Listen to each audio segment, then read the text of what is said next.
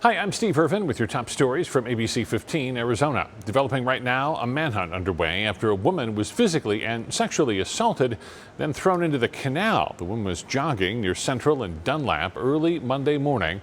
Officers say two Good Samaritans took action, getting the woman out of the canal and then calling for help. The male fled on foot. Again, he's described as a black male, 20 to 30 years old. He was wearing a black t-shirt with white stars on it and blue jeans. We're told the victim is at home recovering, and if anyone knows anything, they're asked to call Phoenix police. Arizona Attorney General Mark Brnovich suing the Biden administration over its vaccine mandates. We will continue to hold the Biden administration accountable and try to stop this federal overreach.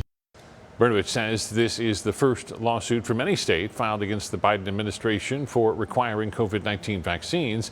Area doctors are already responding, saying the mandate will protect healthcare providers and their patients. Putting in barriers for us to be able to vaccinate a large percentage of the population, by introducing some of these, challenges to some of these mandates makes it harder on us to get people vaccinated and get people to really be able to help us get through this pandemic. The Attorney General's office argues the vaccine mandate violates the Equal Protection Clause, claiming it favors migrants that have crossed into the United States over U.S. citizens because they can opt out of the vaccine. A national civil rights group asking a federal judge to unseal documents in a high-profile Phoenix police excessive force case. You may remember the 2017 in-custody death of Mohammed Muhaimin. Phoenix police had stopped a man who was homeless and had a history of mental illness. He was trying to bring his chihuahua into a public restroom. Officers discovered Muhaimin had an old misdemeanor warrant. When they arrested him, pinned him to the ground, Muhaimin said he couldn't breathe. He went unconscious and later died. Earlier this year, a federal judge sealed all the records relating to a major hearing in the federal civil rights lawsuit over Muhaimin's death. Now, a national civil rights group called Muslim Advocates has filed a request to unseal those records, saying the press and public were robbed of an important conversation about systemic anti-black violence in the Phoenix Police Department.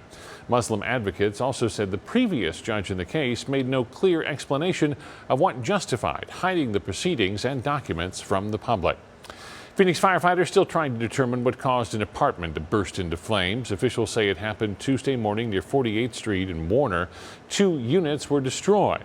The fire department says 3 people were taken to the hospital, including 2 victims who jumped from the 2nd story to escape the flames. A neighbor telling us she heard them screaming for help. They were crawling. And he was like, he said they were just on the floor, so it looked like they jumped and they were crawling. And I heard the lady, call 911, call 911. The Red Cross also responding and now helping families find a place to stay. A possible fix is coming to the traffic tie-ups north of the valley. Many drivers familiar with these images, the long backups on I-17. The area mostly impacted is I-17 between Anthem Way and Sunset Point. ADOT is now working with the company, hoping to improve the area. Proposals include roadway widening and adding bridges, but don't get your hopes up yet. ADOT says this improvement project won't be completed for at least 3 years.